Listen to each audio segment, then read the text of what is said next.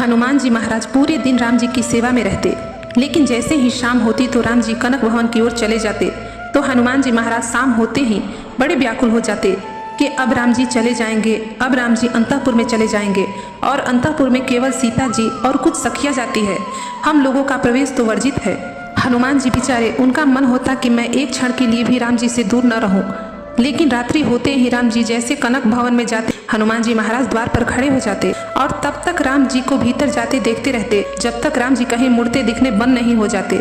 तो फिर हनुमान जी का रोना शुरू हो जाता, पूरी रात रोते रहते जब तक राम जी सुबह आ न जाए। हनुमान जी महाराज व्याकुल हो गए, राम जी से बोले कि आप हमको रात्रि में अपनी सेवा में ले चला करो। राम जी बोले सीता जी से आज्ञा ले लो। सीता जी से खूब प्रार्थना की।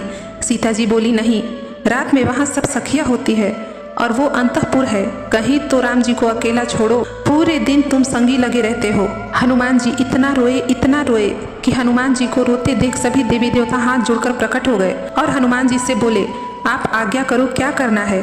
तो हनुमान जी बोले मेरा दुर्भाग्य है कि मैं हनुमान हूँ, मुझे सहचरी बना दो, मुझे कोई सखी बना दो, मैं भी कोई नथनी पहन करके चुनरी ओढ़ करके कोई कन्या बन जाऊं और मुझे राम जी के अंतःपुर में जाने का अवसर मिले।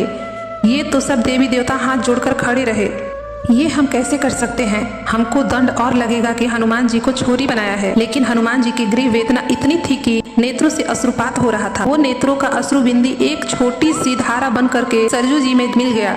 सरजू जी उस ताप को सह न पाई, वो तुरंत सरजू जी प्रकट हो गई। सरजू मैया और हनुमान जी के पास जाके बोली हनुमान क्या इच्छा है, मुझे सहचरी रूप दे दीजिए। वो बोली सहचरी रूप क्या करोगे। बोले पूरे दिन तो हनुमान बन करके राम जी के साथ रहूंगा और मैं सहचरी बन करके निजी कक्ष में जाऊंगा। तब सरजू मैया बोली मैं सीता जी से प्रार्थना करती हूँ। सरजू मैया आ गई और हनुमान जी का वीरा अश्रु जो था हाथ में लेकर गई। वो ऐसे तप रहा था जैसे कोई लाल पिघला हुआ लावा हो। सरजू मैया ने जा करके सीता जी को दिया।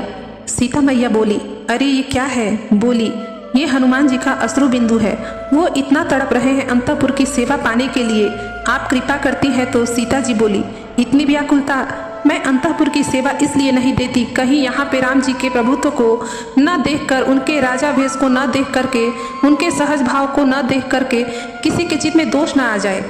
लेकिन हनुमान जी तो पूर्ण योग है, जाओ उनको कह दो आज से संध्या होते ही वो चंपक लता सखी के रूप में आएंगे और अंतःपुर की सेवा करेंगे।